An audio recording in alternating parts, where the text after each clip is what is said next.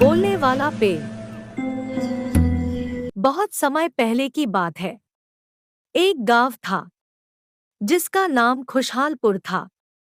खुशहालपुर में सभी गांव के लोग बहुत खुश और मजे से रहते थे। गांव बहुत ही खूबसूरत और हरा भरा था। गांव में बगीचे और जंगल थे। खुशहालपुर में एक व्यक्ति हरिया नाम का रहता था। हरिया अकेला अपने घर में था। हरिया गांव के सभी पेड़ का ख्याल रखता और सभी पेड़ों में पानी देता था। हरिया के पास एक बाग भी था।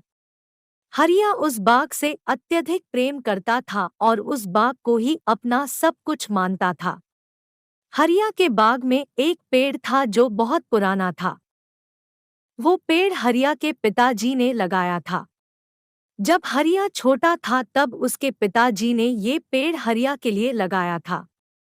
हरिया इस पेड़ के साथ ही बड़ा हुआ और हरिया उस पेड़ को अपने भाई की तरह मानता था। हरिया सुबह होते ही सबसे पहले अपने पेड़ को देखने जाया करता। पेड़ को देखने के बाद ही हरिया अपना काम शुरू करता था। एक दिन हरिया अपने पेड़ को देखने के बाद घर आया और उसके बाद हरिया को लगा कि उसकी तबीयत खराब हो रही है। फिर थोड़ी देर बाद हरिया को चक्कर आया और हरिया वहीं गिर गया। उसके बाद हरिया की मृत्यु हो गई।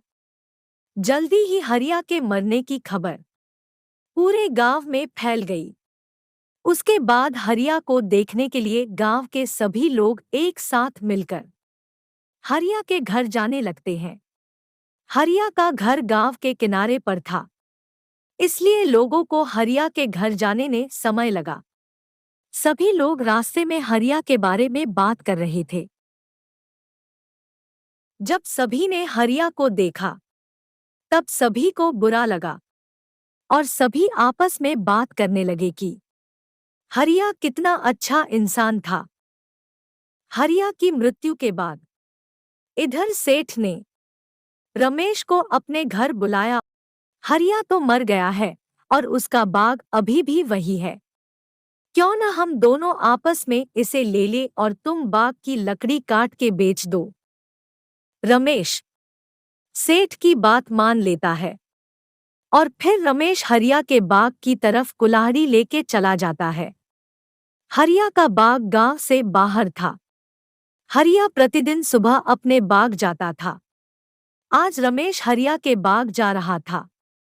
रमेश धीरे धीरे हरिया के बाग में पहुंच जाता है और रमेश सबसे पहले बाग के कोने से पेड़ों को काटना शुरू कर देता है। रमेश कुल्हाड़ी से बाग का एक पेड़ काट देता है और उसके बाद दूसरा पेड़ काट देता है। दोनों पेड़ काटने के बाद रमेश लकड़ी लेके अपने घर चला जाता है।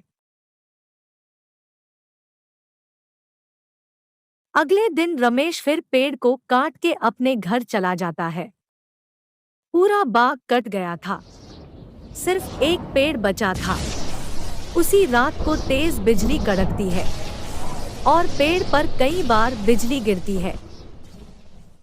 रमेश अगले दिन फिर आखिरी पेड़ काटने के लिए आता है और तभी रमेश को लगता है पेड़ में आंख और मुंह निकल आए हैं। रमेश, तूने मेरा पूरा बाग काट दिया। मैंने इसकी बहुत सेवा की थी और तूने इसे खत्म कर दिया। अब तेरी मौत होगी। रमेश की वहीं मृत्यु हो जाती है। अगले दिन गांव का एक आदमी फिर उसी बाग के पास से जा रहा था। जो कोई भी मेरे बाग के आसपास से जाएगा, मैं उसकी जान ले लूंगा और मैं पूरे गांव को बर्बाद कर दूंगा।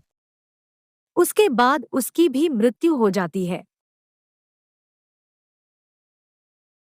ये बोलने वाले पेड़ का डर पूरे गांव में फैल जाता है, जिससे अब सारे गांव वाले एक साथ मिलके इसके बारे में बात करने के लिए आते हैं।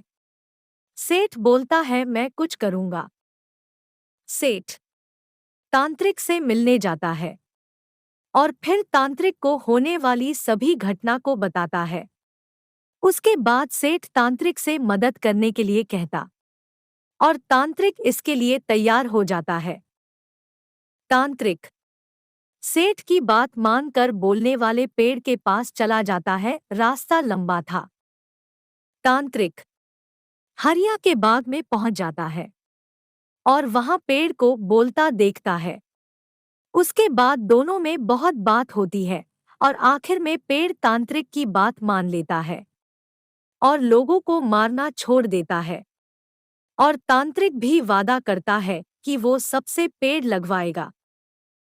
सीख, हमें पेड़ नहीं काटने चाहिए। पेड़ों से ही हमारा जीवन है। हमें ज्यादा से ज्यादा पेड़ लगाने चाहिए और अपने वातावरण को अच्छा बनाएं।